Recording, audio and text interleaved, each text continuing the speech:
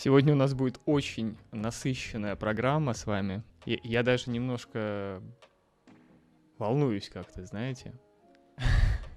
Обычно у человека, у современного, у него горизонт планирования 1 год максимум вперед. То есть мы не задумываемся, да, то есть, а что у нас будет там в горизонте 10-15-25 лет? Как мы будем себя чувствовать? Как мы будем выглядеть?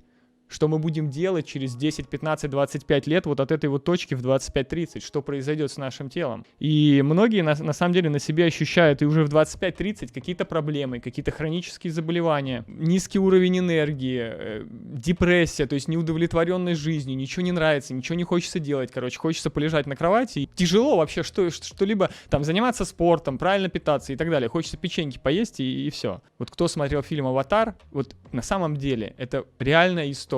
Вот то же самое происходит в нашей жизни. Вы имеете абсолютно уникальный биологический аппарат, который обладает таким невероятным набором функций и систем, о которых вы на самом деле, имеете малое представление, потому что вот в этом периоде 0-25 вам мало кто об этом что рассказывал. Мы изучали в школе что-то поверхностное, да, там как устроен человек, как устроены органы и так далее, но мы не разбирались, а вот что влияет то, что мы делаем в нашей жизни на эти органы и системы. И сегодня как раз-таки мы об этом и будем говорить. Современная медицина, она занимается лечением заболеваний, она не занимается здоровьем людей, она не занимается, да, там, повышением их производительности. Медицина вообще, как она была создана? Она была создана для того, чтобы люди, когда началась промышленная революция, они стали работать на заводах, и если у них что-то случается, заболела голова, получил травму, заболел, чтобы их быстро вернуть обратно в строй, на завод, как боевую единицу, которая повышает производительность труда. Вот это и есть медицина, то, чем она занимается. Она не занимается благополучием вашего тела, она не занимается тем, чтобы вам было классно, чтобы вы себя чувствовали, чтобы у вас поднималось качество жизни. И из чего состоит Homo sapiens? Кстати, вот очень интересная, да, картинка, как вот мы эволюционировали сначала, а потом начали снижаться, и вот эта вот последняя картинка, как мы сидим за компьютером, она очень наглядно отображает ту суть, которая происходит сейчас. Что мы вот скукоживаемся в телефонах, компьютерах, и в этом нет ничего хорошего, мы с вами тоже об этом поговорим.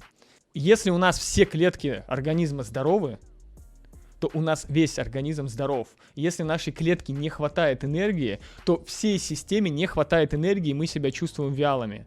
То есть воздействие необходимо осуществлять на самом мельчайшем уровне, именно на клетку, и понимать, а как до нее доставлять питательные вещества. Потому что, в принципе, у нас 4 основные функции, да, переваривание, усвоение, утилизация, выведение. Мы как перевариваем что-то, то, что попадает в наш организм, мы это усваиваем, потом мы это утилизируем и выводим из организма наружу то, что мы не использовали или использовали, и то, что осталось в результате работы. Большинство людей едят, чтобы жить, а надо начать думать, как есть, чтобы жить.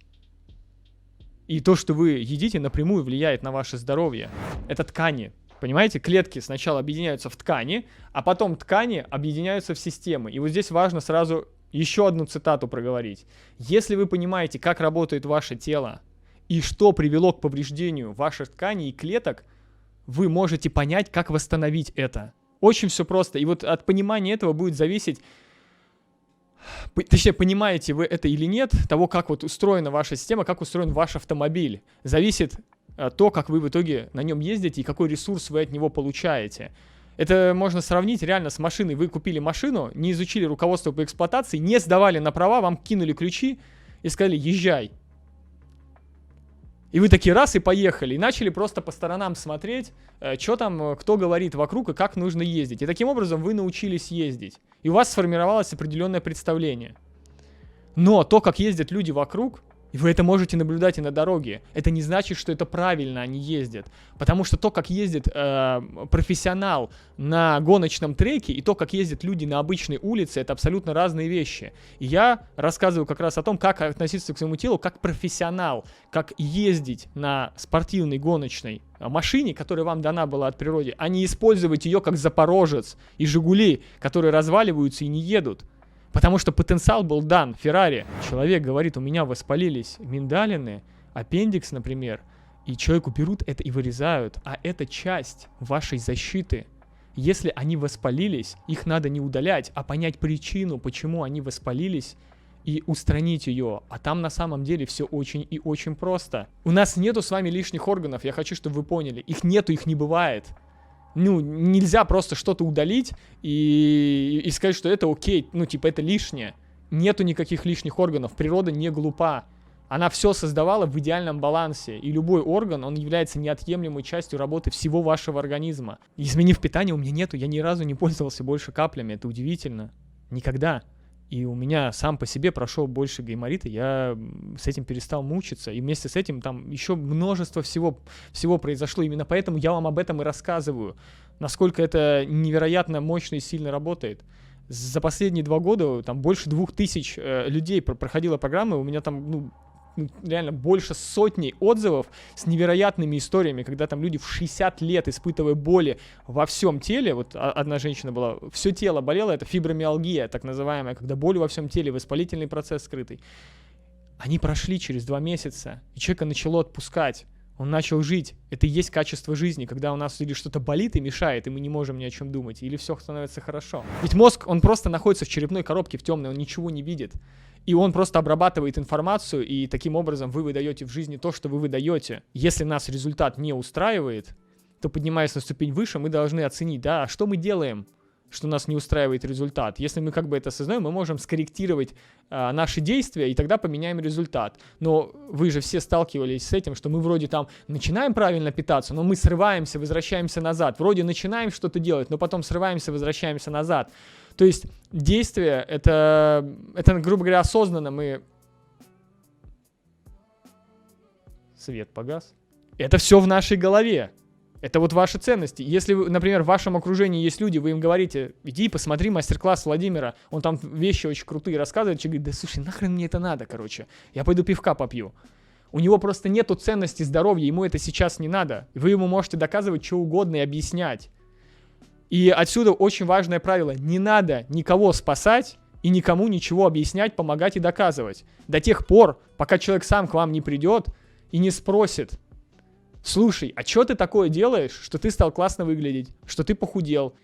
И когда человек к вам обратится, тогда вы можете ему помочь и начать что-то подсказывать и рассказывать. А до тех пор направьте все внимание на себя. Психологи, например, занимаются помощью там, при депрессивных состояниях, еще при каких-то расстройствах.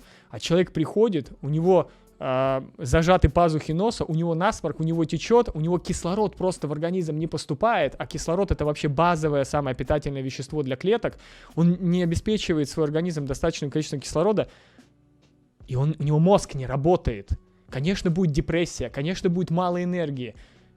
Конечно, вся жизнь будет не такой радужной, как у человека, у которого все окей с дыхательной функцией.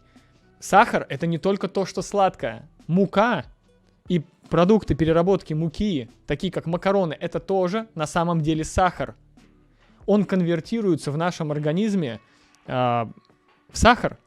И приготовленные крахмалы, то есть это приготовленные злаки, когда вы варите овсяночку утром, или вы варите себе гречку и считаете, что это полезное и правильное питание, на самом деле эти приготовленные крахмалы — это тот же самый сахар, только в концентрированном виде.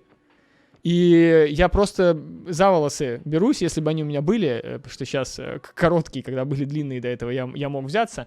Когда людям с сахарным диабетом назначают кашки на молоке с утра или там гречку есть и так далее. Хотя это как раз-таки и приводит к сахарному диабету на самом деле.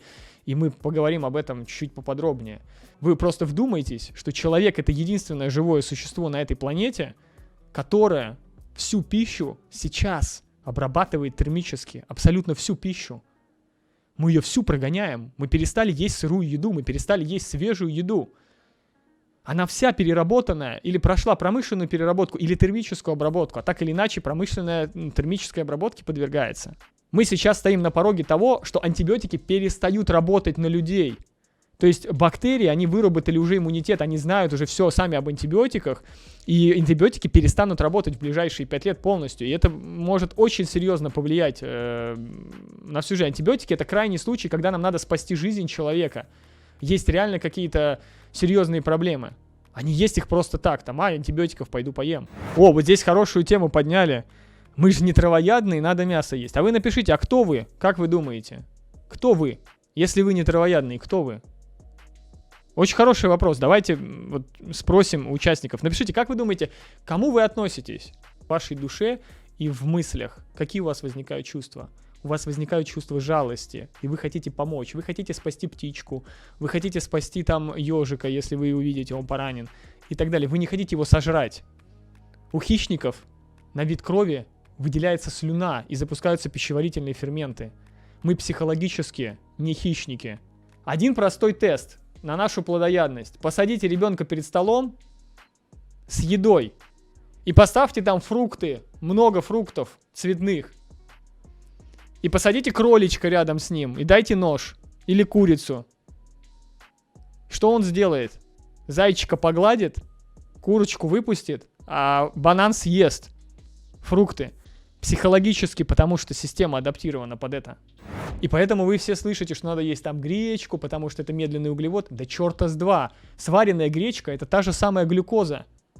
Именно поэтому ее нельзя диабетикам, нельзя никакие каши овсяные, вареные. А людям запрещают есть свежую еду, потому что абсурд конкретный.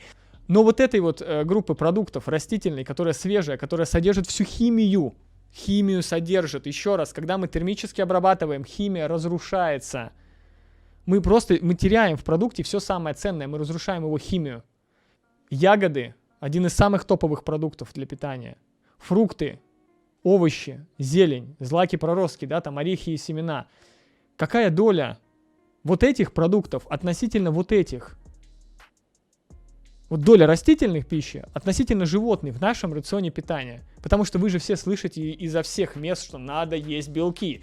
Нужно есть на завтрак кашу на молоке, на обед нужно мясо, рыбу, на ужин нужно еще мясо там с чем-нибудь и так далее. А лучше еще кето-диету, потому что там прям вообще супер и так далее. У вас 27% калорий в 3% молоке приходится на жиры. На жиры приходится. Когда я говорю, что мы употребляем слишком много жиров и слишком много масла, это как раз-таки об этом. Мы получаем энергии слишком много из жиров, на что наш организм не предназначен. И, друзья, я же это ничего не придумываю. Понимаете, в чем смысл? О том же самом говорит Всемирная организация здравоохранения и Роспотребнадзор. Я вам сейчас покажу на сайте эти рекомендации. Почему хочется сладкого? Вообще хотеться сладкого для нас это нормально. Потому что мы с вами углеводные, углеродные существа. То есть клетки питаются все глюкозой, еще раз я напоминаю. И, соответственно, хотеть сладкого это нормально. Но хочется нам сладкого только потому, что у нас не доходит все это до клеток. А почему не доходит вообще питание? Почему мы недополучаем энергии? Почему вялое состояние там, и так далее?